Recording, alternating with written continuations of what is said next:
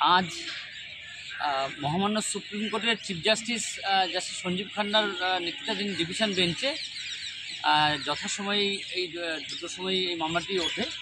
এই মামলাটি মানে যখন মেনশনিং ফেজে জাস্টিস সঞ্জীব খান্না জানান আগামী বৃহস্পতিবার 19শে ডিসেম্বর সকাল 10:30টার সময় এই মামলাটি ফিক্স করা হয়েছে।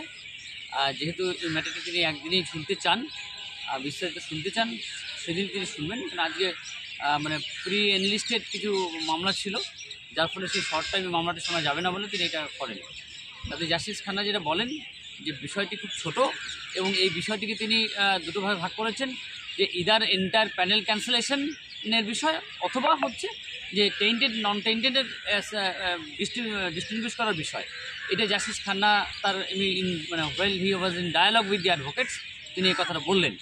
ফলে আমরা আগামী 19 তারিখ ডিসেম্বর মাসের 19 তারিখ আগামী বৃহস্পতিবার দিন সকাল 10:30টায় আমরা হাজির হব এসটি এর পক্ষ থেকে। আজকে অ্যাডভোকেটস প্যানেল প্রতীক ধর সহ আমাদের শরৎ কুমার সিংহানিয়া এবং পিটিশনারদের পক্ষে প্রতিনিধি আছেন এবং এসটি এর পক্ষ থেকে আছেন।